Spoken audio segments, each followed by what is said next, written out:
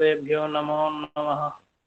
जय श्री कृष्ण चैतन्य श्री अद्वैत गदाधर श्रीवासदि गौर भक्तवृंद। हरे कृष्णा कृष्णा कृष्णा हरे हरे, हरे राम राम राम हरे हरे। हरे कृष्ణ వినబడుతుంది కదా అందరికి?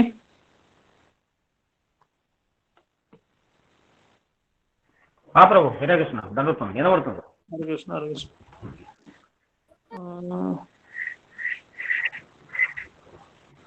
హరే కృష్ణ వినిపిస్తుంది ప్రభు.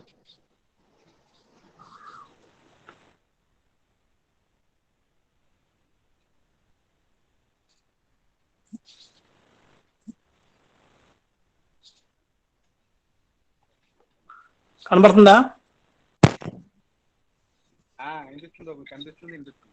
ఏది మితి బుక్ ప్రెజెంటేషన్ కనబడుతుందా? అవును బాబు కనిపిస్తుంది. ఓకే. సో మనం వైష్ణవ లక్షణాలను మనం చర్చిస్తున్నాం.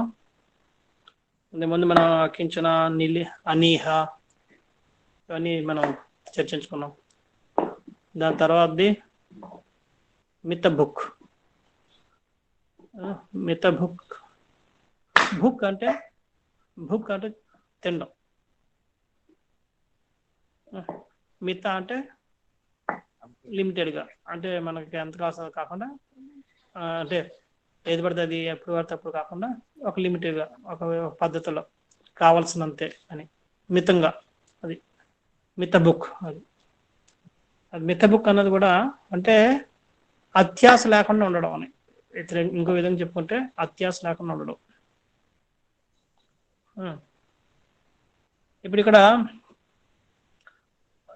మితభుక్ అంటే భక్తుడు తాను ఆరోగ్యంగా ఉండి కృష్ణ సేవలో చక్కగా నెలకొనుట కొరకే అవసరమైనంతగా ఇంద్రియ భోగార్థములను స్వీకరించును. అందువలన అతడు ఇంద్రియ కలాపములలో చిక్కుకొనడు, తన ఆత్మానుభూతిని పాడు చేసుకొనడు. అవసరమైనప్పుడు అతడు కృష్ణ సేవ కొరకు దేనినైనా త్యాగం చేయగలడు, కానీ దాని ప్రతిష్ట కొరకు దేనిని అంగీకరించడు, త్యజించడు. అది చూసుకుంటే అన్ని క్లియర్గా ఉన్నాయి. తన ఆరోగ్యం ఉండి కృష్ణ సేవలో చక్కగా నెలకొని ఉండడం కొరకే అవసరమైన ఇంద్రియ భోగార్థంలోనూ స్వీకరించును. అంటే నిజమైన భక్తులు తిన్నా, లేదంటే పడుకున్నా, లేదంటే వేరే వేరే రకమైన ఏవైనా భోగ విలాసాలని అనుభవించినా అది దేనికి? తన ఆరోగ్యాన్ని కాపాడుకోవడం కోసం, దానికి సంబంధించి దాని ద్వారా కృష్ణుని యొక్క సేవలో చక్కగా లీనమయ్యే కృష్ణుడికి సేవ చేయడం అన్నది ముఖ్య ఉద్దేశంగా ఉంటుంది. అది అంచేత తనకి కావలసి వచ్చినా సరే, తనకు నచ్చినా సరే, తను ఎప్పుడు కూడా ఎక్కువగా అంగీకరించడు అవసరం లేనప్పుడు. అది నిజమైన మిత బుక్. మా ఆశ్రమంలో ప్రభుజీ ఉండేవారు, జగన్నాథ్ ప్రభు అని చెప్పి. ఇప్పుడు రాంచీ దగ్గర ప్రచారం చేస్తున్నారు. ఆయన అలాగే చేస్తుంటారు. ఏదైనా కావాలన్నా మామూలుగా కూర్చునేవారు. నేను ప్రసాదం పేట్లో పెట్టుకున్నారు. అన్ని ప్రసాదంలో అన్ని ఐటెంలు ఉన్నాయి, ఆయనకి కూడా ఉన్నాయి. సడన్ గా ఎవరైనా వేరే ఎవరికైనా పక్కన ఉన్న బ్రహ్మచారికి కానీ భక్తుడికి ఏదో ఒక ఐటెం దొరకలేదు అనుకోండి, ఆయన వెంటనే అనేవాడు అనమాట, అరే ఈ ఐటెం నాకు, అంటే ఆయన అనకముందే ఆ ఐటెం చూసి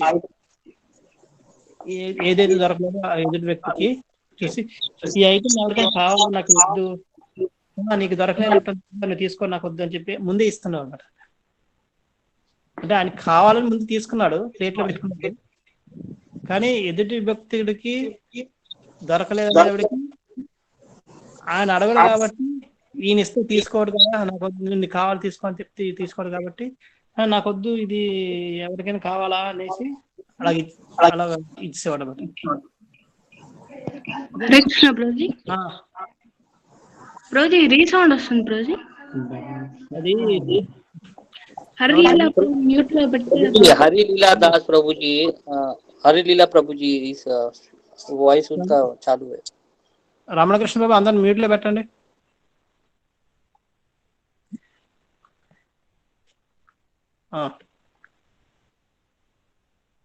అంచేత ఓకే మళ్ళీ చెప్తాను. అంటే మా దాంట్లో ఒక ప్రభుజీ ఉండేవారు బ్రహ్మచారి జగన్నాథ్ ప్రభు అని.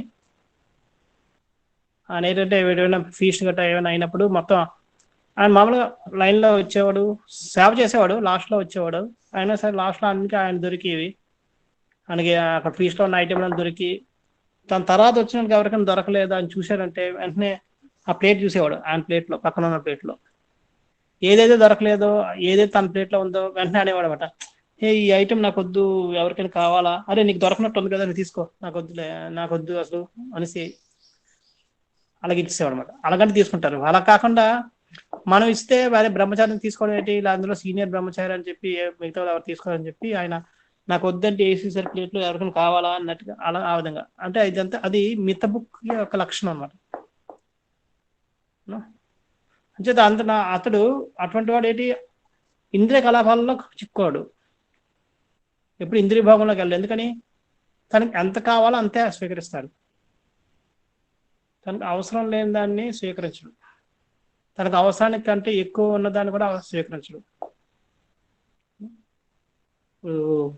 ఎలాగంటే పక్షులు ఉదాహరణ, పక్షులు, జంతువులు ఇవన్నీ మిత్త బుక్కులు. అవి ఏం చేస్తాయి, వెళ్తాయి, ఎంతకాలం తినేసి వెళ్ళిపోతాయి, అంత మంచి ఉండదు.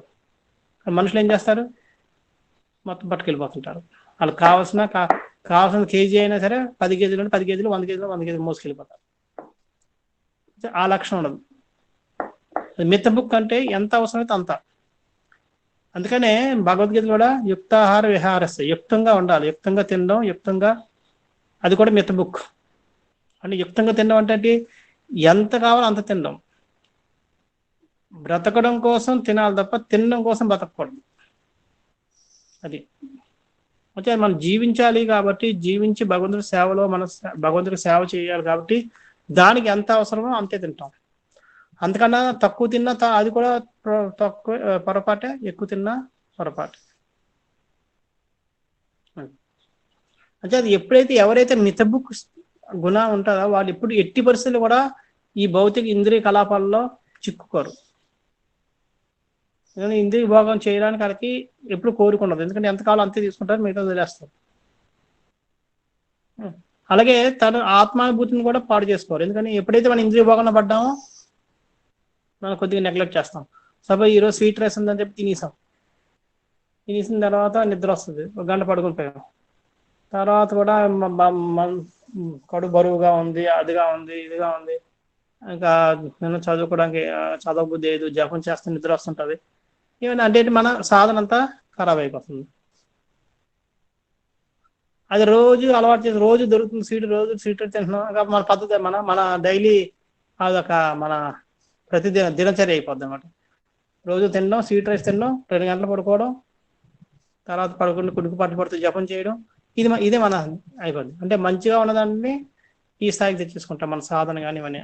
అంచేత అటువంటివి చేయడు కాబట్టి మితబుక్ కన్నా ఆయన ఈ ఇంద్రియ కలాపాల్లో చిక్కుకోడు కాబట్టి ఆయన సాధన కూడా బాగుంటుంది. కాబట్టి ఆత్మానుభూతిని అంటే భగవద్ధామాన్ని, ఆత్మ సాక్షాత్కారాన్ని పొందే అవకాశాన్ని ఆయన పాడు చేసుకోడు. అంతేకాక ఇంకేంటి, అవసరం పెడితే అతడు కృష్ణ సేవ కొరకు దేన్ని త్యాగం చేయగలుగుతాడు. అది ఇప్పుడు ప్రభుపాదుల వారు కూడా అంతే. ప్రభుపాదుల వారు ఏం చేశారు, అంత ప్రశాంతంగా బృందావనంలో ఉండడానికి అన్ని సదుపాయాలు కూడుకున్నాయి. ఒక ఇల్లు దొరికింది, వంటగది దొరికింది, ఒకరు కూర్చొని పుస్తకాలు రాసుకోవచ్చు, రాధా దామోదర మందిర్లో కూర్చొని రోజు భగవంతు దర్శనం చేసుకోవచ్చు, భగవంతుడి ముందు కీర్తన చేసుకోవచ్చు కావాల్సిన ప్రభుపాదుల వారు. కానీ తనంతని వదులుకున్నారు. ఎందుకని ప్రచారం చేయాలి, కృష్ణ సేవ, గురు ఆజ్ఞను పాటించాలి. దానికోసం ఆయన వదులుకోగలరు. ఎందుకంటే ఆయన ప్రభుపాద వారు మిత్త బుక్, ఆ లక్షణం ఉంది కాబట్టి. మళ్ళీ అయితే ఎవడు చేస్తుండే, ఎందుకులే ఇక్కడ కూర్చొని చక్కగా జపం చేసుకుని భగవంతుడు చేసుకుందాం, ఇవన్నీ వదులుకుని ఎవడెళ్తాడు అన్న భావనలో ఉంటాం. అది. కానీ ప్రతిష్ట కొరకు దేన్ని అంగీకరించడం త్యజించడు. తన ప్రతిష్టను పెంచుకోవడం కోసం దేన్ని కూడా అంగీకరించడం కానీ త్యజించడం కానీ చేయడు. ఆయనకు కావాల్సిన తన ప్రతిష్ట కాదు, ఆయనకు కావాల్సింది ఏంటి? భగవంతుని సేవ. భగవంతుని సేవ జరగాలి. భగవంతుని సేవ కోసం అవసరమైతే ఏదైనా సరే బయటికి బాహ్యంగా అది లౌకిక వస్తువు కింద కనబడవచ్చు, లౌకిక కార్యం కింద కనబడవచ్చు, కానీ ఆ కార్యాన్ని చేయడానికి వెనుకాడరు. ఎందుకని? వారి ఉద్దేశం లౌకిక కార్యమా లేదా భగవత్ కార్యం అన్నది కాదు, భగవంతుడికి అది ప్రీతికరమైనదా కాదా చూస్తారు. దాన్ని మనం భక్తుడు వైష్ణవుడు మిత్తభక్తిగా ఉండి కోసం చేస్తారు, దేన్నైనా అంగీకరిస్తారు. ఒకసారి ప్రభుపాదుల వారు ఒక పెద్ద డోనార్ ఇంటికి వెళ్ళారు. ఆయన పెద్ద డొనేషన్ ఇస్తా అని చెప్పాడు. చెప్పిన వాళ్ళు శిష్యులతో పాటు వెళ్ళారు. ఆయన 4 శిష్యులు 5 మంది వెళ్ళారు. వెళ్తే ఆ డోనార్ మంచి భోజనం చేసి వెళ్ళండి అంటే అందరూ కూర్చున్నారు. కూర్చున్నప్పుడు అందులో ఆయన అంతా ఫీస్ట్ చేశారు, అన్ని చేసి దాంట్లో ఉల్లిపాయలు వేశారు. ఎందుకంటే వాళ్ళకి తెలియదు. ప్రభుపాద వారికి శిష్యులు అన్నారు, ప్రభుపాద ఇట్లా ఉల్లిపాయ ఉంది. లేదు అన్నారు. ఉంది ప్రభుపాద అన్నారు. లేదు తిను అన్నారు ప్రభుపాద ఉందండి అన్నారు. లేదు తినమంటున్నాను అన్నారు. అంటే ఇంకో శిష్యుడు వచ్చి సలాడ్లో చూడండి ఉల్లిపాయ ఉందని చెప్పి, లేదు అది ఉల్లిపాయ కాదు తినని అని చెప్పి తినేసారు. అంతా అయిపోయింది. ప్రభుపాద తింటున్నారు, ప్రభుపాద చెప్పారు కాబట్టి తినేసారు, అయిపోయింది. ప్రభుపాద్ ఉల్లిపాయ తినేసామా, అది వాళ్ళ తప్పు కాదు, మన తప్పు, మనం చెప్పలేదు వాళ్ళకి. అక్కడ నేను తినకుండా లేచిపోతే వాళ్ళు ఫీల్ అవుతారు, మనకు డొనేషన్ రాదు. ఈసారి డొనేషన్ ఇచ్చినా భవిష్యత్తులో వాళ్ళు మనకి డొనేషన్ ఇవ్వరు. అంచేత అక్కడ మనం తినాల్సి వచ్చింది. చెప్పకపోవడం మన తప్పు కాబట్టి మనం దాని కర్మ తీసుకోవాలి. వాళ్ళని మనం ఇచ్చేయట్లేదు. సరే, ఇవన్నీ చూస్తే ఇవన్నీ ప్రభుపాద వారి యొక్క మితబుక్ స్వభావాన్ని చూపిస్తుంది. అంటే ప్రభుపాద వారు అక్కడ తినాలని ఉద్దేశం లేదు. మన వల్ల తప్పు జరిగింది కాబట్టి మన తప్పుకి వాళ్ళని బాధ పెట్టకూడదు, మనం చేసిన తప్పుకి. అక్కడ దైవ కార్యం లేదంటే దైవ కార్యంలో కొద్దిగా ఇబ్బంది పడే అవకాశం ఉంటుంది. డొనేషన్ తక్కువ రావచ్చు, లేదా ఇప్పుడు డొనేషన్ ఇప్పుడు వచ్చినా భవిష్యత్తులో వాళ్ళు ఇవ్వకపోవచ్చు. నేను వాళ్ళని సంతృష్టి పెట్టడం కోసం ప్రభుపాద వారు దేన్ని త్యాగం చేయడానికి రెడీ అయ్యారు. అది అలాగా. ఆ విధంగా ఈ మితబుక్ అనేది ఏంటంటే ఎవరికి ఎంతవరకు అంగీకరించాలో సదుపాయాలు కానీ ఏదైనా సరే అంతవరకే. ఇప్పుడు మనకి ఇక్కడి నుంచి ఎక్కడికైనా వెళ్ళాలి, ఆటోలో వెళ్ళగలిగితే ఆటోలో వెళ్ళిపోవడం బెటర్, ట్యాక్సీ తీసుకోవడం లేదంటే అలా చేయాల్సిన అవసరం లేదు.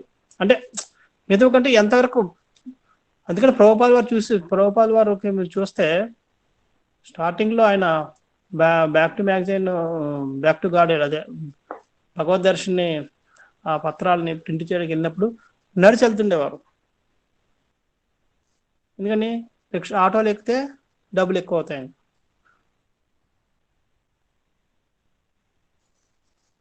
అక్కడ పద్ధతి అప్పుడు కొంత కష్టంగా ఉండేది. అంచేత మధ్యాహ్నం భోజనం చేసేవారు కాదు.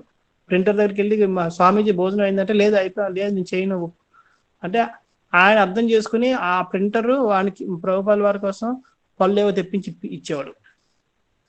కానీ ప్రభుపాద వారు ఎప్పుడు కూడా నేను భోజనం చేయలేదు, ఆకలి వేస్తుందని కానీ లేదంటే తినలేదని కానీ ఏమి లేదు.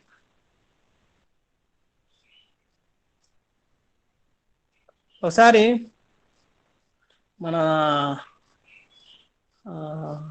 మహాప్రభు ప్రభు తెలుసు కదా అందరికి, మన ఇక్కడ ఉంటారు కార్ రోడ్లో.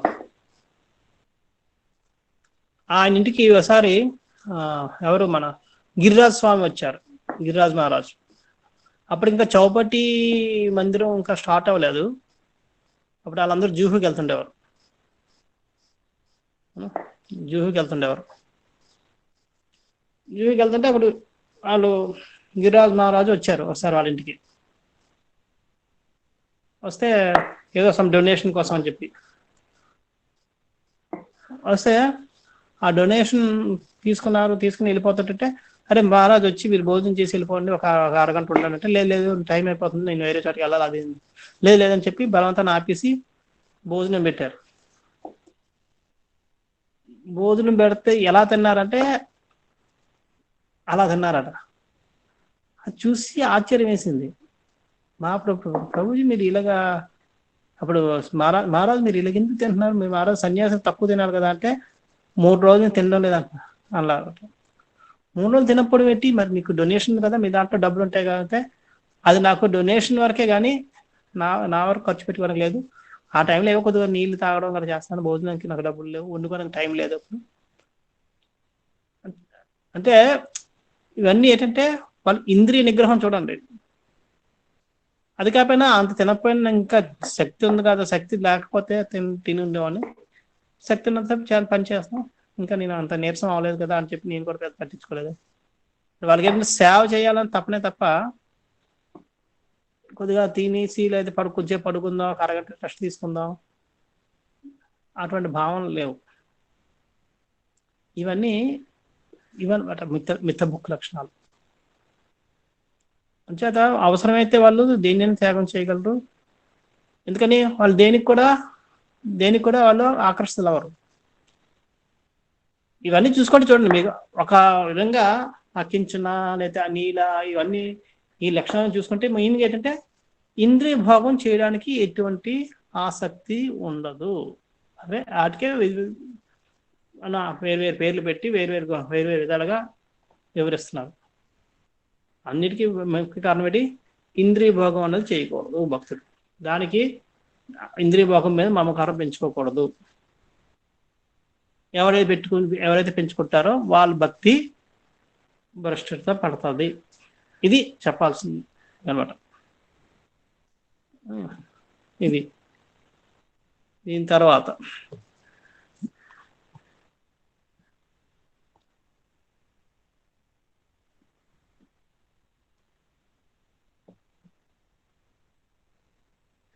లక్షణం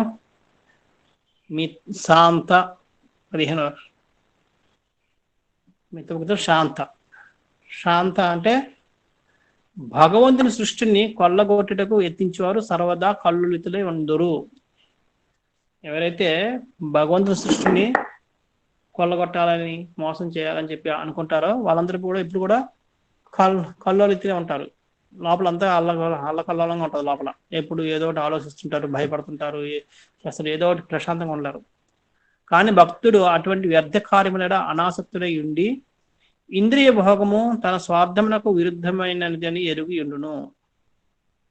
భగవంతుడు అటువంటి, ఎందుకని ఈ భౌతిక సృష్టిలో ఉన్న ప్రతి వస్తువు కూడా ఎవరి కోసం, భగవంతుడి కోసం, భగవంతుడి సంతోషం కోసం, భగవంతుడి సేవ కోసం మనం సృష్టించబడినది.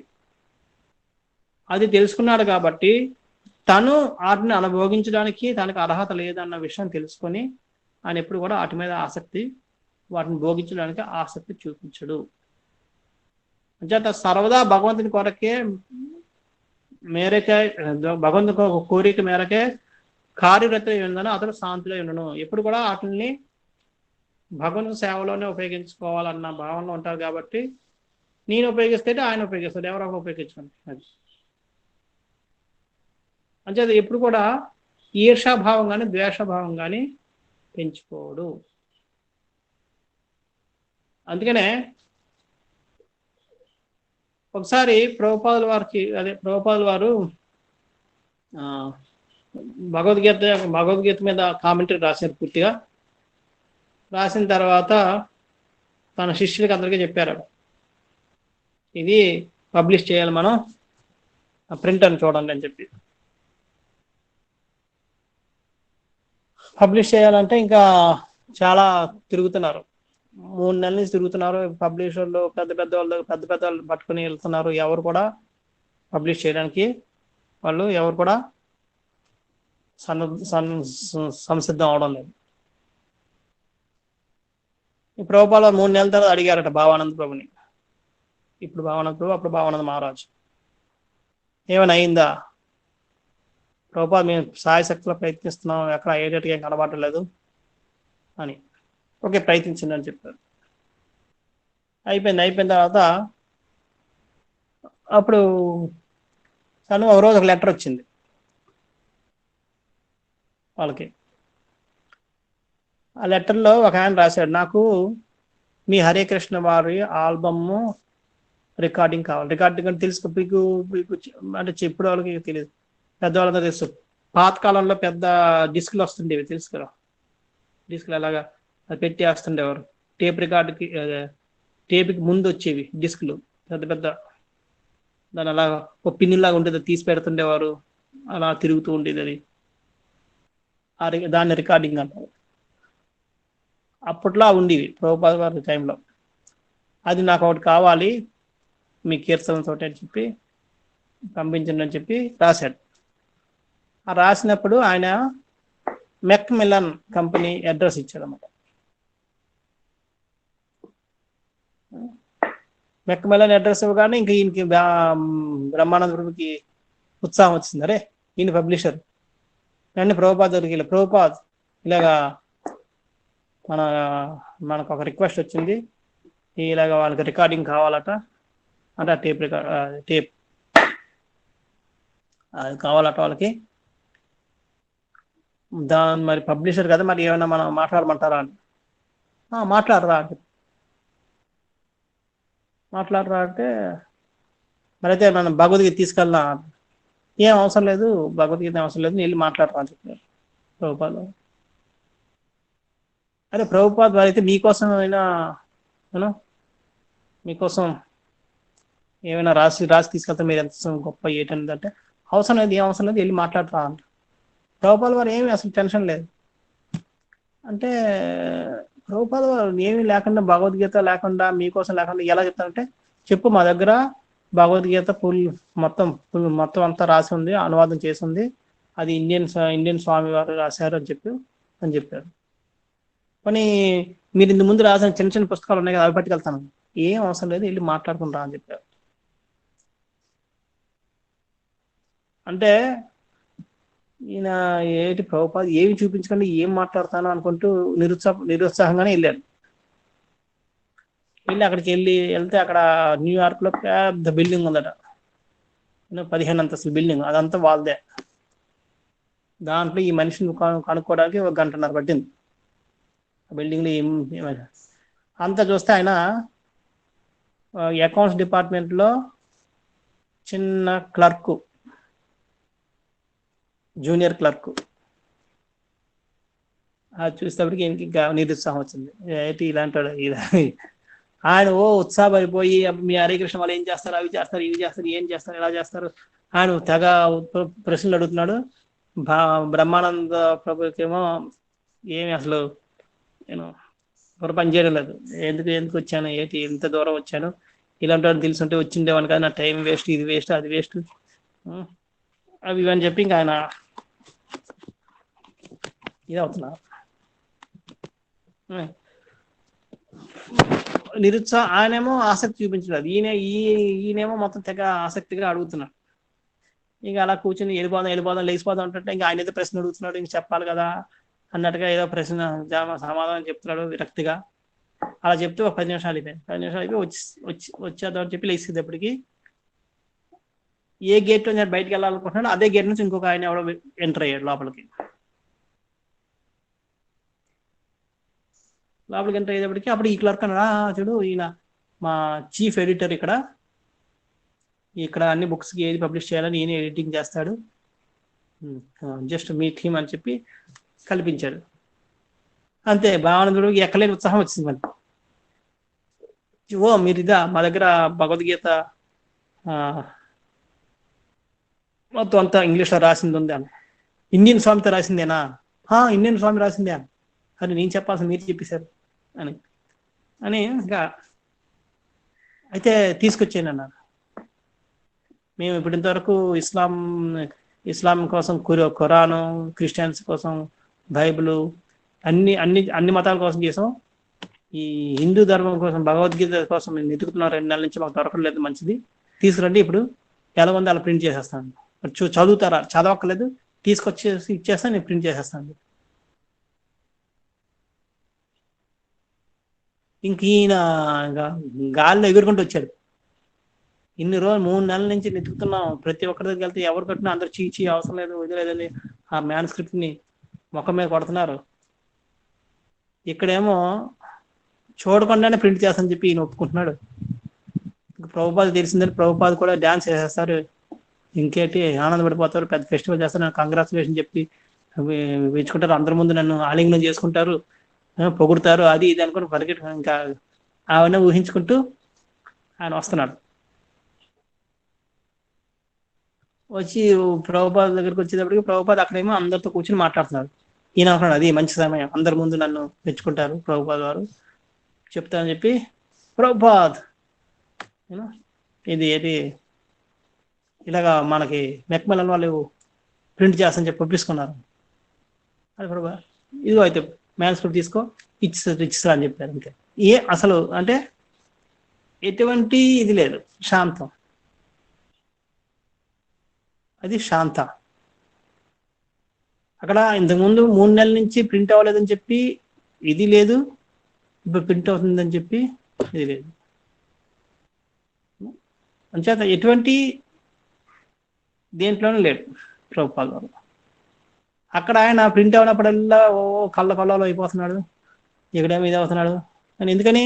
వీళ్ళకందరికీ సర్వదా భగవంతుని కోరిక. భగవంతుడు ఎప్పుడు చేయాలనుకుంటే, భగవంతుడు ఎప్పుడు చేయించాలనుకుంటే అప్పుడు చేయించుకుంటాడు. మనం చేయాల్సిందేటి ప్రయత్నం. అందుకే యశోదామాత కూడా కృష్ణుని బంధించినప్పుడు ఆమె టెన్షన్లోకి వెళ్ళిపోలేదు. ఏంటి బంధించలేకపోతున్నాను, ఇంతసేపు ఇన్ని కార్లు, ఈ తాళ్ళు అక్కడికి వెళ్ళిపోయి ఏమైపోతున్నాయి, అవన్నీ టెన్షన్ లేదు. ఓకే ప్రయత్నిస్తాను, తక్కువైనా ఇంకోటి వేస్తాను, ఇంకోటి 3 వేస్తుంది మళ్ళీ చూస్తుంది, తక్కువైతే మళ్ళీ ఇంకొక 3 వేస్తుంది. అలా తన పని చేసుకుంటూ వెళ్ళిపోతుంది. శాంతం.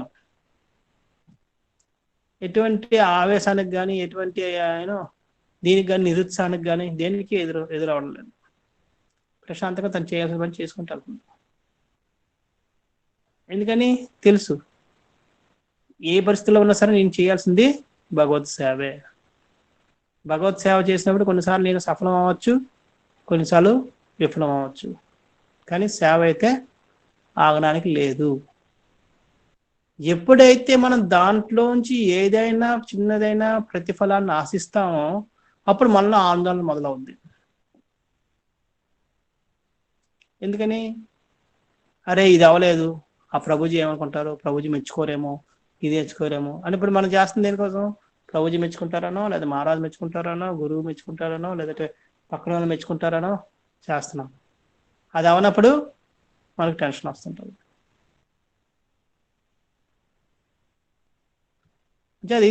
అది అనమాట భగవంతుని సృష్టిని కళ్ళగొట్టడం అంటే. అది ఎప్పుడైతే మనం అపేక్ష చేస్తామో అప్పుడు మనకు శాంతయుతంగా ఉండలేము. ఎవరైతే అపేక్ష ఉండదో, ఎవరైతే పూర్తిగా భగవంతుని మీద, భగవంతుడిని సర్వదా భగవంతుని కోరిక మేరకే కార్యరతులు ఉండటం వల్ల తన స్వార్థం కోసం ఎటువంటి పని చేయకుండా ఉన్నప్పుడు ఆయన ఇప్పుడు కూడా శాంతంగానే ఉంటాడు. అంచేత శాంతంగా ఉండాలి. ఒకసారి రాధాగోవింద మందిరంకి ఒక ఆయన వచ్చి గౌరవం ప్రభుని అడిగారట. గౌరవం ప్రభు, నాకు 2 సంవత్సరాల నుంచి బాగా ఫైనాన్షియల్ టెన్షన్ ఉంది, నాకు ఏం చేయాలి అర్థం ఉండదు, నా బుర్ర పగిలిపోతుంది, ఆత్మహత్య చేసుకోవడానికి అనిపిస్తుంది, అసలు ఇది అయిపోతుంది అదే అయిపోతుంది అని చెప్పి. అరే ఎలాగైతే మరి పద మహారాజుని అడుగు అని చెప్పి మహారాజు దగ్గర తీసుకెళ్ళారు. మహారాజా తీసుకెళ్తే మహారాజు దగ్గరికి వెళ్ళి అన్ని చెప్పారు, ఇలాగ ఏంది టెన్షన్ అయిపోతున్నాను, ఏం చేయాలో అర్థం అవడం నాకు, చాలా ఫైనాన్షియల్ క్రైసిస్ లో ఉన్నాను నేను, నాకు ఈ టెన్షన్కి ఆత్మహత్య చేసుకోవాలని వస్తుంది, గుండెపోటు హార్ట్ అటాక్ ఎప్పుడు వస్తుంది నాకు అర్థం అవడం లేదు, అంత టెన్షన్లో ఉన్నాను అది ఇదని. మహారాజు దానికే ఉంది, ఇవన్నీ మానుకో చక్కగా మంగళాతికి వచ్చి రేపు వెళ్తుంటే రోజు అని చెప్పి అంటే అని చెప్పేసి వెళ్ళిపోయారు మహారాజు. వీళ్ళకి అవుతాడు అది సరే, నేను ఈ మహారాజు దగ్గరికి వెళ్ళి ఏదో సొల్యూషన్ ఇస్తారనుకుంటే మహారాజు ఏమన్నా సొల్యూషన్ మంగళారతి రమ్మంటున్నారు, మళ్ళీ గౌరవం దగ్గరికి వచ్చి ప్రభుజీ ఏం చేయమంటారన్న, ఇప్పుడు చూడు ఇప్పటి వరకు నువ్వు మహారాజు దగ్గరికి వెళ్ళి అడిగావు, మహారాజు మంగళారతి రమ్మన్నారు, రాకపోతే నువ్వు ఇప్పటి వరకు నీకు ఫైనాన్స్ క్రైసిస్ ఉంది, ఇప్పుడు స్పిరిచువల్ క్రైసిస్ కూడా మొదలైపోద్ది నువ్వు రాకపోతే అన్నారు. అది బాబురే అని చెప్పి మీకు ఏదో ఒకట్లే మరి తప్పదు కదా అని చెప్పి మంగళారతి రావడం మొదలు పెట్టారు. అంతే మంగళారతికి వచ్చారు. తర్వాత సంవత్సరం తర్వాత ప్రభుపాద దగ్గర గౌరవం ప్రభు మళ్ళీ కలిసి ఏమి ఎలాగొన్నాను అంటే, ప్రభుజీ అన్ని సాల్వ్ అయిపోయాను, అన్ని సాల్వ్ అయిపోయాయి, ఏం చేసాం, ఏం చేయలేదు కానీ అన్ని సాల్వ్ అయిపోయాయి కదా. అంటే అక్కడ ఈ ఎలాగవుతాయని చెప్పలేం, భగవంతుడి మీద ఆధారపడతాం. ఎప్పుడైతే భగవంతుడు, అందుకని భగవంతుడు ప్రతి దాంట్లోనూ భగవంతుని చూడగలిగిన వాళ్ళు ఎప్పుడు ప్రశాంతంగా ఉంటారు. ఇంకోటి చెప్తాను, మహారాజు గారు ఒకసారి అమెరికాకి వెళ్ళారు. అమెరికాలో అప్పుడు నేను అమెరికాలో ఉన్నాను. మహారాజు గారి దగ్గర ఇప్పుడు అంబులెన్స్ వ్యాన్ ఉంటుంది, చిన్న మినీ ఆ సైజు వ్యాన్ ఉంటుంది, వాళ్ళ నాన్నగారికి ఉండేది అనమాట. మహారాజు ఎప్పుడు వెళ్ళినా ఆ వ్యాన్ తీసుకుని దాంట్లో తిరుగుతూ ఉంటారు. అది కొద్దిగా పెద్ద సైజు ఉంటుంది, డ్రైవింగ్ చేయడం కొద్దిగా కష్టం. అందులో ఒక మా అమెరికాలో ఉన్న మహారాజు శిష్యు ఒక ఆయనేమో, మహారాజు మీరేం డ్రైవింగ్ చేస్తాను, నేను చేస్తాను చెప్పి చేశారు. మహారాజు అడిగారు, అది షూర్ నీకు వచ్చా అని. మహారాజు నాకు వచ్చి బాగా వచ్చి, నేను చేశాను కూడా ఇంత ముందు అది అని చెప్పారు. చేసినప్పుడు ఆయన ఇంటి దగ్గర నుంచి ఎక్కడికి వెళ్తున్నారు, ఇంట్లో కూర్చున్నారు, ఆయన కూర్చున్నారు, ముందేమో పక్కన డ్రైవర్ పక్కన గోవింద్ ప్రభు కూర్చున్నారు, వెనకాతలేమో మహారాజు కూర్చున్నారు, ఆ వెనకాల సీట్లో గౌరవం ప్రభు, శిష్టాశ్రం ప్రభు అలా కూర్చున్నారు. మొత్తం 5 మంది వెళ్తున్నారు. వెళ్తున్నప్పుడు ఆయన వెనక్కి తీసేటప్పుడు వెనక్కి చూసుకోవాలని తీసాడు, జస్ట్ ఒక కారు వెళ్తుంది రోడ్డు మీద, దాన్ని గుద్దుపోయాడు, హారం కొట్టాడు, ఇది ఆగిపోయాడు, అయిపోయింది. తర్వాత వచ్చింది, తర్వాత రోడ్డు మీదకి వెళ్ళారు. రోడ్డు మీద వెళ్తూ మహారాజుని ఏదో మాట్లాడుతూ ఒక కారుని గుద్దుపోయాడు. ఇట్స్ అ బిగ్ యాక్సిడెంట్ అవ్వాల్సింది అనమాట. ఆల్మోస్ట్ ఇంకా అందరూ అయిపోయాము, అందరూ చనిపోయాం అనుకున్నాం. అందరూ గోవింద్ ప్రభు, గౌరవం ప్రభు అందరూ హరే కృష్ణ కృష్ణ అని ఎవరో వచ్చినట్టు వాళ్ళు అరుస్తున్నారు. మహారాజు ఏమనలేదు, కూర్చుని జపం చేస్తూ కూర్చున్నారు. అంటే మహారాజు ఈయనేమో డ్రైవర్ ఏమో డ్రైవింగ్ చేస్తున్నా భక్తుడు అనుకున్నాడు. మహారాజు ఇప్పుడు నన్ను తిడతారు, ఆల్రెడీ అడిగారు నీ డ్రైవింగ్ సరిగ్గా చేయడం వచ్చా అని, వచ్చని చెప్పాను, ఇలా చేశాను, ఇప్పుడు నన్ను తిడతారని చెప్పి. కానీ మహారాజు ఏమనుకుంటా కళ్ళు మూసుకుని జపం చేసుకుంటూ కూర్చున్నారు. జపం చేసుకుంటూ కూర్చుంటే ఆ డ్రైవరు ఇంకా ఏంటి అర్థం అవడలేదు, మహారాజు ఏమనుకుంటున్నారు, ఉండలేక పక్కన ఆపేసి, మహారాజ్ సారీ మహారాజ్ మీరేం అనలేదు, నాకు ఏదో చాస్టేజ్ చేయండి, నాకు మనసు నేను ఫోకస్ చేయలేకపోతున్నాను అది అని. దేనికి అన్నారు అంటే, ఇంత పెద్దది నేను యాక్సిడెంట్ చేయబోయాను, మీరు తిడతారేమో, తిట్టాలనుకుంటే తిట్టేయండి అది ఇదంటే, నిన్ను తిడితే ఏమొస్తుంది, మీరేమనుకుంటే ఎలా కూర్చుంటున్నారంటే, అలాగా యాక్సిడెంట్ అయ్యే టైంలో చనిపోవడానికి ముందు సిద్ధంగా అయ్యేటప్పుడు నేను జపం చేసుకోవాలా, నిన్ను తిట్టాలా, ఏం చేయమంటాను అన్నాను.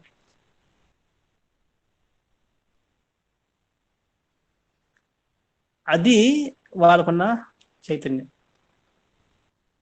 మనం అందరం అదలపోయి ఇలాగ నీకు డ్రైవింగ్ లేదు, అది చేయలేదు, అది లేదు, మనం తిట్టుకుండేవాళ్ళం, తిట్టుకుంటూ కూర్చునే ఉండేవాళ్ళం, అది తిట్టుకుంటూ చచ్చి ఉండేవాళ్ళం. కానీ భక్తులకి ఆ టైంలో కృష్ణుని తలుచుకొని కృష్ణ జపం చేసుకుని కూర్చున్నారు మహారాజు. అది వాళ్ళకి గుర్తుకొస్తాయి. ఎప్పుడైతే ప్రతి చోట కృష్ణుని తాలూకా హస్తాన్ని చూడగలిగినప్పుడు మనం శాంతంగా ఉండగలుగుతాం. అది నేర్చుకోవాలి మనం అదనమాట. ఈ శాంతం అంటే అది. సర్వదా భగవంతుడి కొరకు ప్రయత్నం కొరకు చేసి ఉండవు. అది ఇది శాంత. నెక్స్ట్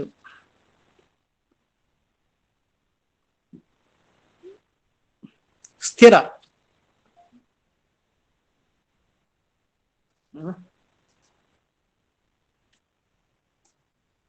స్థిర శ్రీకృష్ణ భగవానుడే సమస్తమునకు ఆధారమని గుర్తుంచుకొని భక్తుడు భయభీతుడు లేదా అధీరుడు కాకుండును. అది ఎప్పుడైతే కృష్ణుడు సమస్తానికి ఆధారం అని ఎప్పుడైతే మనం తెలుసుకుంటారో అప్పుడు ఇప్పుడు కూడా ఆయన భయభీతుడు అవడు, అధీరుడు కింద కూడా మారడు. ఉదాహరణకి మనకి ప్రహ్లాద్ మహారాజు మనం తెలుసుకోవచ్చు. హిరణ్యకశిపుడు అంటే మొత్తం ముల్లోకాలు వణిగిపోతున్నాయి, భయపడిపోతున్నారు. చంద్ర, ఇంద్ర, అగ్ని, వరుణ, భూదేవి అందరూ కాలు పట్టుకుని ఆయన ఏదంటే అది, ఆయన మాట కూడా అనక్కలేదు, ఆయన కళ్ళు రెప్పలు ఎత్తడంతో ఆటతో అర్థం చేసుకుని వాళ్ళు సేవ చేస్తున్నారు. కానీ 5 సంవత్సరాల పిల్ల ప్రహ్లాదుడు భయపడుతున్నాడు. అది చేత ఎందుకని సమస్తానికి భగవంతుడే కారకుడు. ఆయన కొన్నది ఒకటే, రాఖే కృష్ణ మారే కౌన్, మారే కృష్ణ రాఖే కౌన్. ఆ కృష్ణుడు రక్షించాలనుకుంటే చంపగలిగేవారు ఎవరు, కృష్ణుని చంపాలనుకుంటే రక్షించగలిగే వాళ్ళు ఎవరు. ఆ ఒక్కదాని మీద స్థిరం అంటే దాని భయభీతులు అవ్వడం లేదు, అధీరుడు అవ్వడం లేదు. అధీరుడు అంటే ఇవన్నీ ఉన్నాయి. ఇంకా మనం చూసుకుంటే ఆనందం కలిగినప్పుడు పొంగిపోవడం, ఇవే ఉండవు.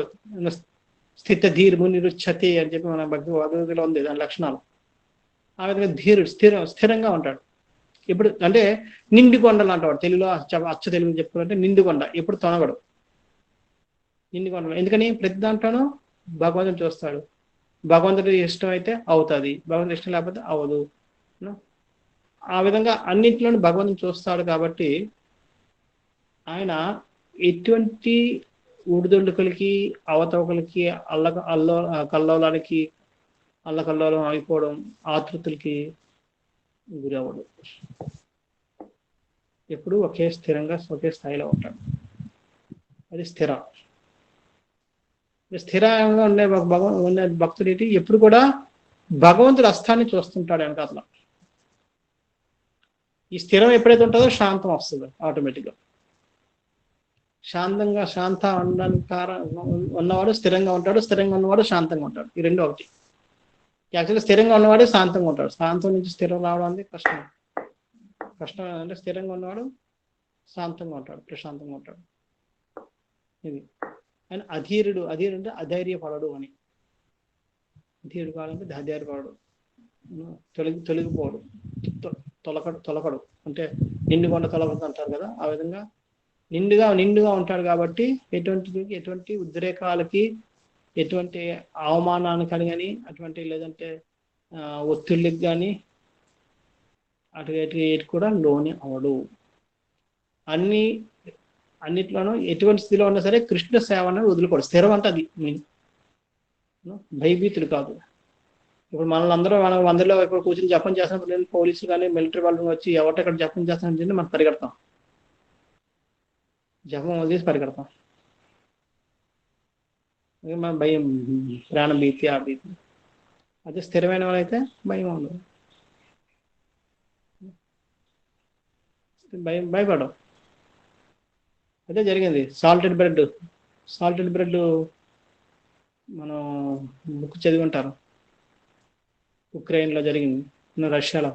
వాళ్ళందరూ చేసిన తప్పేంటి, భగవంతుని నామం స్మరించడం. అది మానేస్తానంటే వాళ్ళకి ఏమి ఉండదు.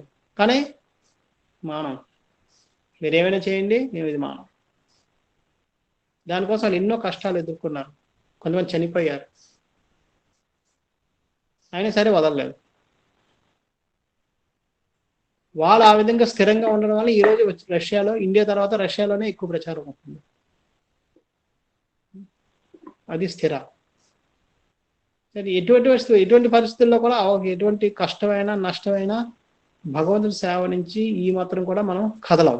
భగవంతుడి సేవ జరగాల్సిందే. దాంట్లో ఎటువంటి లోపం ఉండడానికి లేదు. ఎటువంటి లోపం జరగదు, తక్కువ జరగడానికి లేదు. ఉం? అస్వస్థగా ఉన్నా సరే మనం సేవను ఆపము. అది స్థిరత్వం అంటే. చూడండి, ఇప్పుడు భక్తిచారు మహారాజ్ గారు కూడా, ఆయన తెలుసు కరోనా ఉంది, ఇది మంచిది కాదు, అయినా సరే సేవ ప్రచారం ఆగడానికి లేదు, ప్రచారం చేయాలి. ప్రచారం చేయకుండా ఇంట్లో ఎన్ని రోజులు కూర్చుంటాం? ఏం లేదు, ధైర్యంగా. తర్వాత ఏమవుతుందో చెప్పాను కదా, భగవంతుడే సమస్తానికి ఆధారం. అంటే భగవంతుడు ఏది కావాలో జరుగుతుంది. కానీ ఇక్కడ కూర్చొని ఉండడానికి లేదు, అందుకని బయలుదేరా. ఇవన్నీ స్థిర అంటే వాళ్ళు చేసే భగవంతుడి సేవలో చేసే కార్యాలు ఎప్పుడు కూడా ఆగడానికి లేవు. వాళ్ళ దృష్టిలో ఆపకూడదు. అది భగవంతుడి యొక్క భక్తుడికి ఉండాల్సిన లక్షణం, స్థిరత్వం. ఏది ఏమైనా సరే అవ్వాల్సిందే. భక్తి రసాంబ మహారాజు ఉండేవారు అప్పుడు బ్రహ్మచారిగా ఉన్నప్పుడు. రాత్రి 1 గంటకి రానివ్వండి, 2 గంటలకు రానివ్వండి, 3 గంటలకు రానివ్వండి, 3 గంటలకు స్నానం చేసుకుని టెంపుల్ హాల్లో ఉండేవారు. రాత్రి 2 గంటల ప్రోగ్రామ్ నుంచి వచ్చినా సంబంధం లేదు, 3 గంటలకైనా టెంపుల్ హాల్లో కూర్చుని జపం చేసేవారు. 3 నుంచి 5 వరకు ఆయన 16 మాలు చేసేసి 5 గంటలకి మంగళారతి అయితే, మంగళారతి 5:30 అయిన తర్వాత నుంచి అందరినీ ఆయన అబ్జర్వ్ చేస్తుండేవాడు. ఎవరైనా తక్కువ సరిగ్గా చేయకపోతే కూర్చోబెట్టి చేయించడం, పడుకుంటే లేపడం, అది చేస్తుండేవారు. జప టైం అంతా అది ఎప్పుడు మానేవారు. రాత్రి 2 గంటలకు రాడు అంటే స్థిరం అంటే. ఇప్పుడు సుఖదేవ్ మహారాజు నెల్లూరులో ఆయన కూడా అంతే. ఎవరు ఏమవనివ్వండి, ఎంత టైంకి రానివ్వండి, ఉదయానికి ఆయన వచ్చేసి ఆయన 3 గంటలకు అలా లేచిపోయి ఆయన జపం చేసుకుని కూర్చుంటారు. 3:30 కల్లా రెడీ అయిపోయి 3:30 నుంచి జపం. ఆకాశం పైనుంచి కిందకి వెళ్ళిపోయిన భూమి అక్కడ కర్ఫ్యూ అవనివ్వండి, లేదా ఉత్సవం అవనివ్వండి, బ్రహ్మ రథయాత్ర అవనివ్వండి, లేదా జన్మాష్టమి అవనివ్వండి, ఏమవనివ్వండి, ఆయన 3:30కి అక్కడ కూర్చొని జపం చేసుకుంటారు. సంబంధం లేదు. జన్మాష్టమి రాత్రి 12 గంటలు పడుకున్నాం, 1 గంట పడుకున్నాం, అయినా సరే 3 గంటలు లేచి నెక్స్ట్ ఉదయాన్ని 3:30కి అక్కడ జపం చేసుకుంటాం. ఇప్పుడు కూడా ఆయన అది స్థిరం అంటే వాళ్ళు చేయాల్సిన కార్యక్రమం భగవంతుడి సేవలో చేసే వాళ్ళు చేయాలనుకుని చేస్తూ ఉంటారు. నిన్న మాతాజీ కూడా అడిగారు, కొన్నిసార్లు మనం జపం చేయాలంటే చేయించడానికి అవ్వదు, చేయాలనిపించదు, చదవాలనిపించదు అంటే మళ్ళీ ఈ స్థిర అన్న లక్షణం లేదు. ఉన్నప్పుడు ఏ విధంగా అయినా సరే మనం చేస్తాం. ఈ లక్షణాన్ని మనం అలవర్చుకోవాలి.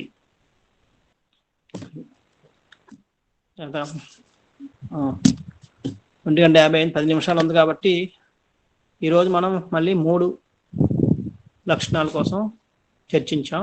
మితభుక్, శాంత, స్థిర. మితభుక్ అంటే ఎంత కావాలో అంతే తన శరీరాన్ని జీవించడం కోసం ఎంత కావాలో అంత భోగాన్ని చేస్తాడు. ఎటువంటి లౌకిక భోగం మీద ఆసక్తి ఉండదు. అది మితభుక్. శాంతం అంటే ఎప్పుడు కూడా ఆయన ఇది ఇంద్రియ భోగం కోసం ఏది చేయడు కాబట్టి అన్నిటికీ భగవంతు సేవ కోసం చేస్తాడు కాబట్టి ఆయన ఎటువంటి ఉద్రేకాలకి లోను కాడు. స్థిర అంటే భగవంతుడి మీద ఆధారపడి చేస్తాడు కాబట్టి ఏదేమైనా సరే భగవంతుడు చూసుకుంటాడని, తను చేయాల్సిన దైనందిక కార్యక్రమాన్ని ఎటువంటి దైనందిక కార్యక్రమం కానీ ఏదైనా తను చేయాల్సిన సేవని ఎట్టి వయసులో కూడా వదలకుండా చేసేవాడు స్థిరం. ఇది 3. ఈ 3 మీద ఇప్పుడు ఎవరికైనా ఏమైనా ప్రశ్నలు ఉంటే అడగచ్చు. హరే కృష్ణ. దండోత్పన్నం హరే కృష్ణ. రోజు ఇప్పుడు ఒక ఎగ్జాంపుల్ ఇచ్చారు కదా, ఇజోలినెస్ భక్తి రసామృత స్వామి మహారాజ్ని. ఆయన 2 గంటలకు వచ్చిన 3 గంటలు వేసి జపం చేసేవారని. అయితే ఇక్కడ ఒక డౌట్ రోజు, అంటే ఇప్పుడు నాలాంటి వాళ్ళు నిద్ర కూడా చాలా ఇంపార్టెంట్ మన జీవితంలో. ఇప్పుడు మనం కొద్దిగా లేట్ లేసాం, మళ్ళీ వేగం లేసి మళ్ళీ డ్యూటీ మన జపం తర్వాత ఇంకా మన దైనిక కార్యాల్లో మనం నిమగ్నం అవ్వాల్సి వస్తుంటది. ఇటువంటి కొన్ని సార్లు జరుగుతుంటది రోజు. నిద్ర మన జీవితంలో ఎంత ఇంపార్టెంట్ రోజు. ఇప్పుడు అడ్వాన్స్ డివోటీస్ అలా చేస్తే వాళ్ళకి నిద్ర తక్కువైనా పర్వాలేదా, నాలాంటి వాళ్ళు కూడా అది ప్రయత్నించవచ్చా? అంటే నిద్రకి ఇంపార్టెన్స్ ఇవ్వాలా? లేకపోతే మనం కూడా అయితే అందుకని ఇమిటేట్ చేయలేం బ్రోజీ. కొద్ది సమయం ఇప్పుడు 3కి లేకపోయినా అట్లీస్ట్ 4కి లేసామనుకోండి బ్రోజీ. నిద్ర కూడా ఇంపార్టెంటా? లేకపోతే ఆ డెడికేషన్ పెట్టుకొని అదే కంపల్సరీ పాటించాలి అది ఇంపార్టెంటా బ్రోజీ? ఇది అడ్వాన్స్ డివోటీస్‌కి వర్తిస్తదా? లేకపోతే ఇది అందరికీ వర్తిస్తుంది. కాకపోతే మన కెపాసిటీ ఏంటని మనం తెలుసుకోవాలి. మనం ఆయన 3 గంటలు లేస్తున్నారు కాబట్టి మనం కూడా 3 గంటలు లేచిపోవాలని చెప్పి చేసాం తప్పు. ఎందుకంటే ఆయన స్థితి వేరు, ఆయన ప్రగతి వేరు, ఆయన స్థాయి వేరు, అన్నీ వేరు. ఆయన బ్రహ్మచారి ఆశ్రమంలో ఉన్నారు, అవసరమైతే మధ్యాహ్నం పడుకుంటున్నాడు, ఎవరు తెలుసు? అంటే పడుకున్నారని చెప్పలేదు, ఆయన డైలీ కార్యక్రమం ఏంటని తెలియదు. ఒక అరగంట పడుకుంటున్నారేమో, రెస్ట్ తీసుకుంటున్నారేమో, మీకు అది కుదరకపోవచ్చు. అంచేత మెయిన్ ఏంటంటే మనం దాని నుంచి స్ఫూర్తిని తీసుకోవాలి, అంతే తప్ప ఉన్నడగా తీసుకొని మన జీవితాన్ని పాడు చేసుకోవడం కాదు.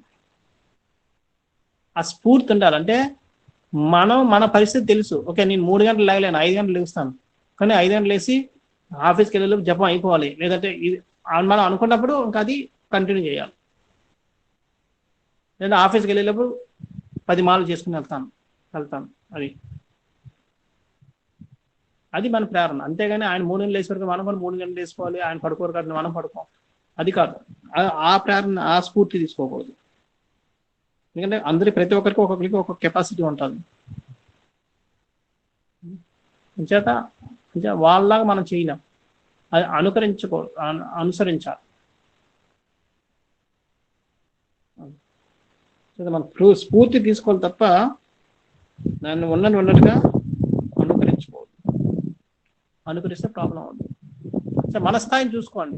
ఇప్పుడు కొంతమంది లెగాలనుకున్న ఆరోగ్యం బాగోదు, హెల్త్ బాగోదు, వాళ్ళకి హెల్త్ ఎప్పుడు ప్రాబ్లం ఉన్నది, లేగలేరు అంతే. ఇప్పుడు చూడండి, నేను జగన్నాథ ప్రభు అని చెప్తున్నాను, ఆయనకి ఏదో ఒక చిన్న అంటే అది ఏదో డిసీజ్ ఏంటో తెలియదు ఎవరికి. ఉదయాన్ని కానీ లెగిస్తే 6 లోపు లేస్తే ఆయనకి ఆ రోజంతా ఆయన డిమ్ముగా తలంతా బరువు అయిపోయి అలా కూర్చుని ఉంటాడు ఎప్పుడు.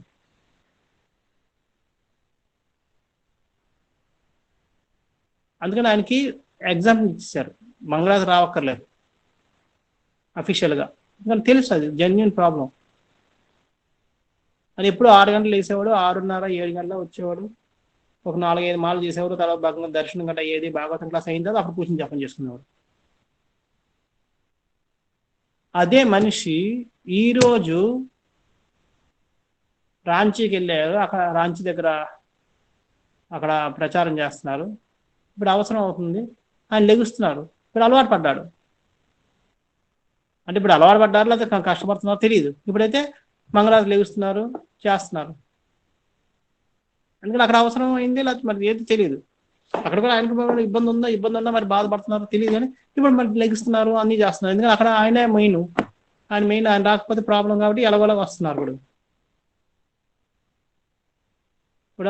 ఇప్పుడు లెగిసి మళ్ళీ రోజంతా మరి పడుకొని అది చేస్తున్నారు, వేరే చేస్తున్నారు, మరి మెడిసిన్ తింటున్నారు, తెలియదు, మొత్తం మీద అడ్జస్ట్ చేసుకున్నారు. మన పరిస్థితులకు అనుగుణంగా, మన కెపాసిటీకి అనుగుణంగా మన దాన్ని మార్చుకోవాలి, అంతే తప్ప ఎవరో చేస్తున్నారు వాళ్ళని చేసి మనం చేస్తాం అనుకుంటే అది కష్టం అవుతుంది. అలా ఎప్పుడు అనుకరించకూడదు. అది ఏమిటనేది నేను చెప్పలేను, ఎందుకంటే ప్రతి ఒక్కరి కెపాసిటీ వాళ్ళే చూసుకోవాలి. వాళ్ళ కెపాసిటీ, వాళ్ళ పరిస్థితులు ఏంటి, వాళ్ళ దగ్గర డిమాండ్స్ ఏంటి, కమిట్మెంట్స్ ఏంటో తెలియదు. మీ జీవితం ఒకలాగా ఉంటుంది, ఇంకొక జీవితం ఇంకోలాగా ఉంటుంది, నా జీవితం ఇంకోలాగా ఉంటుంది. నేను ఎవరి వాళ్ళు మనం చూసుకొని మన పరిస్థితిని బట్టి మనం ఒక స్థిరంగా ఉండాలి. మన సాధనలో ఆ స్థిరత్వాన్ని సాధించాలి, అది ముఖ్యం.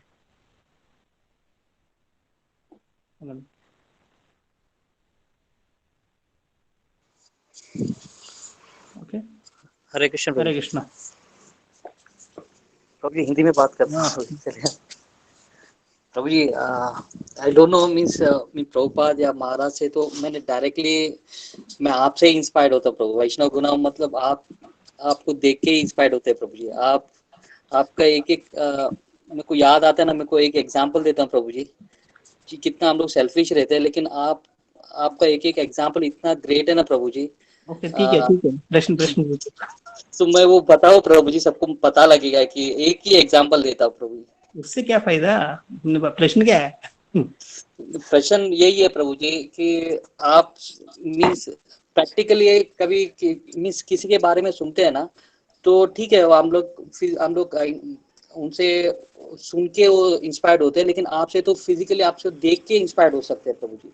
आपका जो गुण है ना, जो जैसे वैष्णव गुण है आप में पूरे, आपको देख के ही आप सीख सकते हैं बहुत सारे चीज।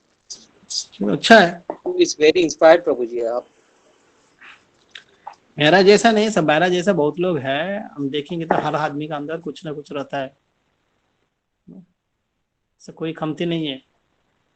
That is your greatness Prabhu ji.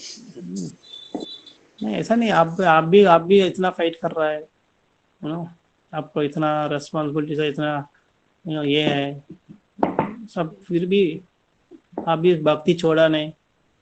That is also स्थिरत्व, स्थिरा। कुछ भी होने तो मैं भक्ति नहीं छोड़ूंगा, वो से खड़ा रहना बहुत आसानी नहीं है। मेरा क्या, मेरा कुछ है ही नहीं, आश्रम में खाना मिल रहा है, सब करने का टाइम है, कर रहा हूँ। आप लोग इतना जीवन में ऊपर नीचे होता रह रहा है, कभी नौकरी रहते, कभी नौकरी नहीं रहते, कभी रहेगा मालूम नहीं, कभी जाएगा मालूम नहीं, इतना टेंशन में भी आप सब लोग भक्ति कर रहे हैं। मैं कभी कभी आप लोग को सोच के मेरा इंस्पिरेशन आता है, इतना कष्ट करके भी वो लोग कर रहे हैं, मैं क्यों नहीं कर पाऊंगा। जैसे सबका कोई ना कोई, सबका अंदर कुछ ना कुछ अच्छा गुण रहता है, ऐसा नहीं।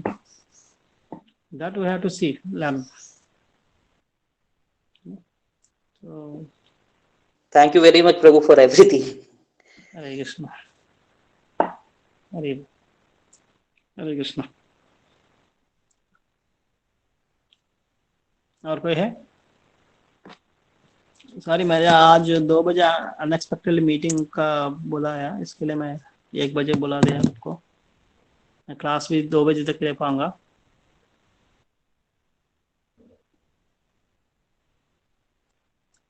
अभी 55 हो गया। लास्ट आखिरी प्रश्न, किसी को कुछ है तो?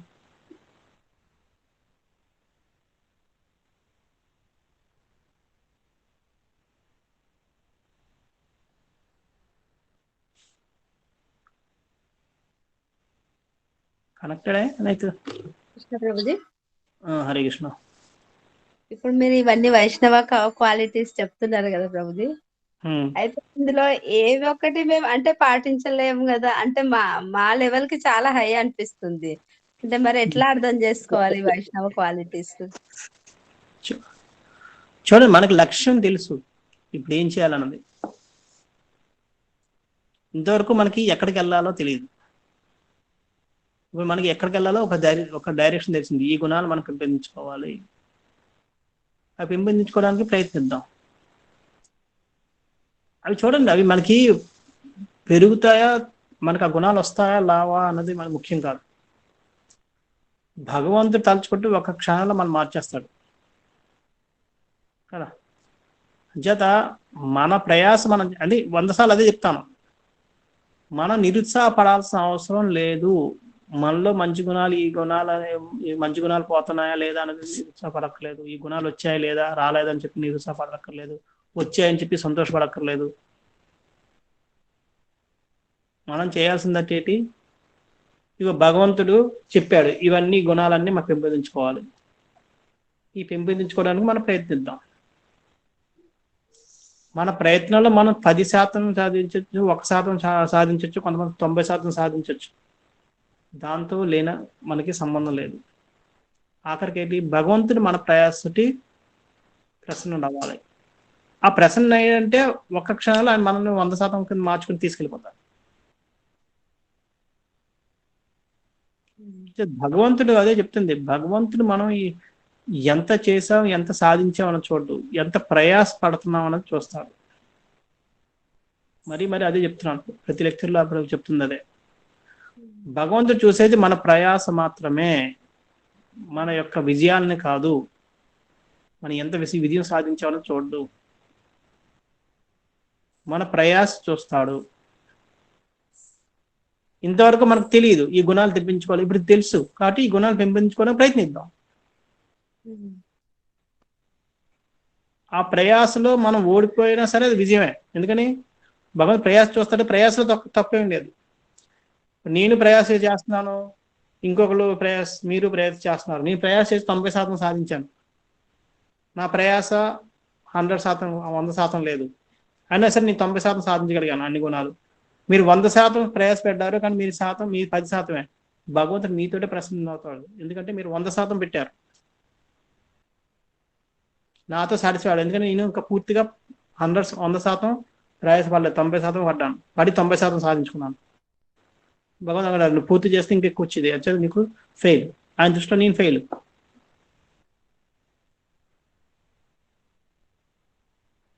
కానీ భౌతిక దృష్టిలో చూస్తే 90% సాధించాను, నేను గొప్పవాళ్ళని, మీరు 10% సాధించారు, మీరు తక్కువ వాళ్ళు. కానీ భగవంతుడి దృష్టి, భగవంతుడి ప్రయాస చూస్తారు కదా, మీ ప్రయాస 100%, నా ప్రయాస 80%, 70%, 90% ఉంది. అంటే దాంట్లో చూస్తే మీరు అక్కడ, దాని ప్రకారం మీరు భగవద్ధామం వెళ్తారు, నేను వెళ్ళను. మనం వీటిని మనం చూసి నిరుత్సాహపడాల్సిన అవసరం లేదు. ఇప్పటి వరకు మనకు తెలియదు ఇవన్నీ పెంపొందించుకో, కనీసం తెలిసాయి, ఈ లక్షణాలు తెలుస్తున్నాయి, ఈ లక్షణాలు పెంపొందించుకొని ప్రయత్నిద్దాం. ఆ ప్రయత్నంలో విఫలమైనా తప్పలేదు, విఫలమైనా సక్సెస్. భగవద్గీతలో వస్తుంది మన 2వ అధ్యాయంలో కూడా, ఆ ప్రయత్నం మనం విఫలమైనా సరే అది ఏమి నష్టమే లేదు. భగవంతుడు స్వయం చెప్తాడు అది కూడా.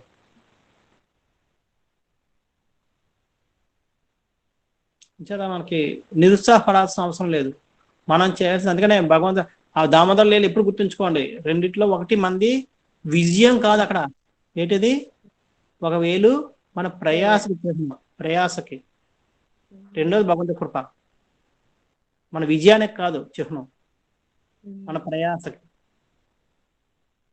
మన భగవంతుడు చూసి మన ప్రయాస మాత్రమే, మన ప్రయాసను మనం పూర్తిగా 100% పెడదాం. అందులో తక్కువ చేసుకుంటే మనం ఇంకేం చేయాలి. మన ప్రయాస పడిన తర్వాత కూడా మనం ఏం సాధించకపోయినా నిరుత్సాహపడాల్సిన అవసరం లేదు.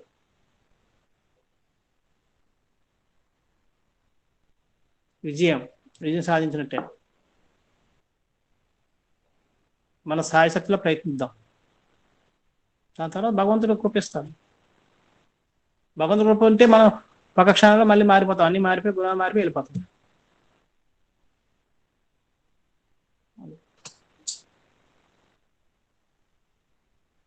పూతన లాంటి ఆమె శుద్ధి చేసేసి తీసుకెళ్ళిపోయాడు భగవంతుడు.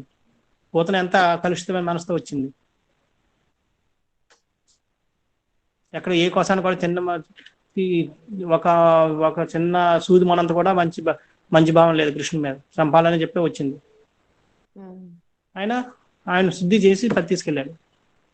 భగవంతుడు కృప ఇవ్వాలంటే ఇది ఎలాగని తీసుకెళ్ళగలడు. ఆయనకి మనందరినీ మొత్తంలో జీవితం ఈ భూలోకం మీద ఉన్న వాళ్ళందరినీ ఉద్ధరించడానికి ఒక క్షణం కూడా పట్టదు తీసుకెళ్ళాలనుకుంటే. అంటే మనల్ని కూడా శుద్ధీకరణ చేయాలంటే ఒక క్షణం పడుతుంది దానికి.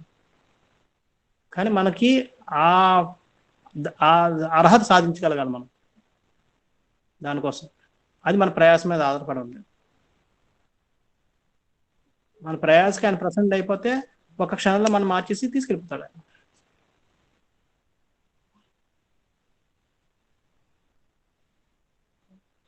సో ఎప్పుడు నిరుత్సాహపడద్దు, ప్రయాస చేద్దాం, దాంట్లో తక్కువ రానివ్వద్దు. అందుకని చెప్తాను, భక్తి అన్నది ప్రశాంతంగా కూర్చుని ఆరాంగా ఉండడానికి కాదు. భక్తిలోకి వచ్చామంటే మనకి పోరాటం స్టార్ట్ అయింది, శాంతి పోయింది. అంటే భౌతిక దృష్టిలో శాంతి, భౌతిక దృష్టిలో ఎలాగా శాంతంగా కూర్చోవడం, సినిమాలు చూడడం, లేదంటే పిక్నిక్ వెళ్ళి ఒక 4 రోజులు పడుకోవడం, 50 రోజులు పోయాయి. భక్తులకు ఏ రోజు అయితే వచ్చాం. ఎప్పుడు తపన, ఇంకా చేయాలి, ఇంకా చేయాలి, ఇంకా చేయాలి, ఇంకా చేయడం అనేది, ఇంకా తక్కువ చేస్తాను, ఇంకా తక్కువ చేయాలి, ఈ టైం ఉంది కానీ ఇంకో 2 మాలు అది. ఆ రోజులు పోయాయి, మనం ప్రశాంతంగా కూర్చుని చేద్దాం. అలా అనుకున్న వాళ్ళు ఎవరు భక్తిలోకి రావద్దు. ఆ తపంలోనే మనం అన్ని సాధిస్తాం. అదే ప్రయాసం అండి.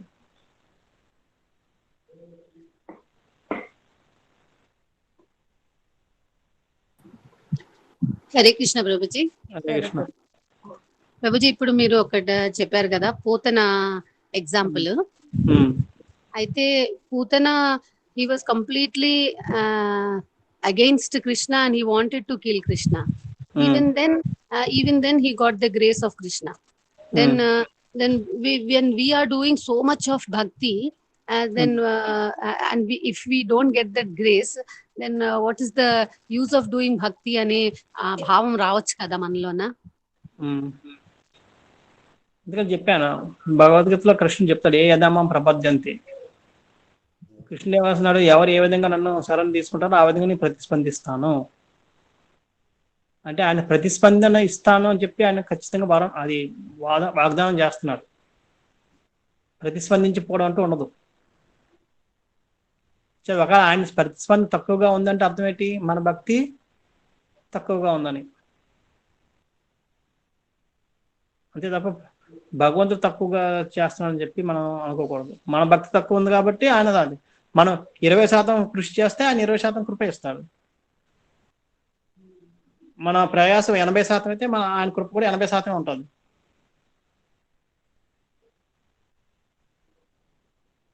కొన్ని కేసుల్లో, పూతన కేసుల్లో ఉదాహరణ మనలాంటి కొన్ని ఆశాభావం, నేను చూడండి మీరు నన్ను ప్రశ్నలు చేస్తే నేను అవసరమైతే ఇలా కూడా తీసుకెళ్ళగలను అని చూపించడం కోసం చేసింది. అంతేగాని అది అందరికీ కాదు.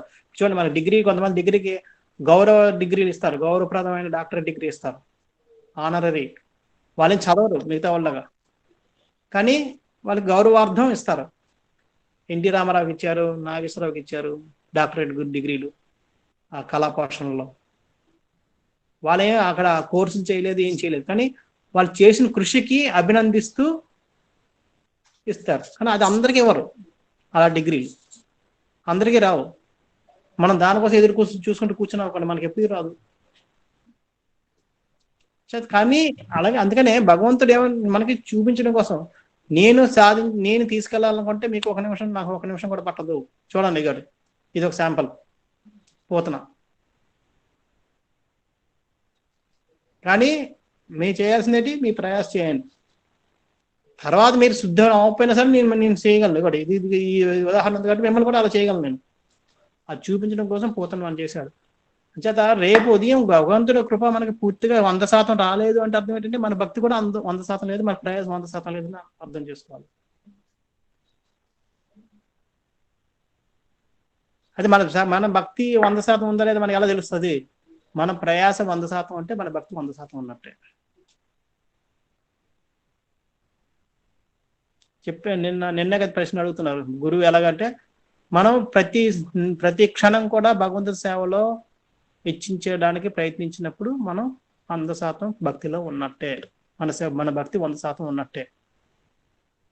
మనం చేయాల్సింది ఏంటి, ప్రతి ఒక్క క్షణం కూడా భగవంతుడి స్మరణలోనో, భగవంతుడి కార్యంలో సేవలోనో, భగవంతుడిని చదవడం, భగవంతుడి కోసం వినడం, భగవంతుడి కోసం కీర్తించడం, లేదా భగవంతుడి కోసం పాడడం, ఏదో దాంట్లో భగవంతుడి కార్యంలో మనం ఇచ్చించగలిగినప్పుడు మనం 100% భక్తిలో ఉన్నట్టు. ఆ ప్రయాసం మొదలు పెట్టండి. అలాగే ఎప్పుడైతే ఉంటాం ఆటోమేటిక్ ఈ గుణాలన్నీ నెమ్మదిగా వస్తాయి.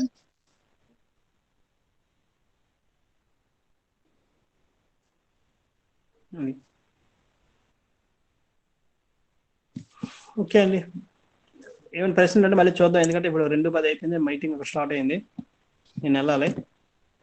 సారీ ఇప్పుడు మధ్యలో ఆపుతున్నట్టు. అందరూ శ్రీల ప్రభుపాదకి జై, అనంతకోటి వైష్ణవ వృందకి జై, నితాయ్ గౌర్ ప్రేమ. హరి హరి హరి హరే కృష్ణ. హరే కృష్ణ. హరే కృష్ణ. హరే కృష్ణ. హరే కృష్ణ. Thank you Prabhuji. దండోత్ ప్రణామ్.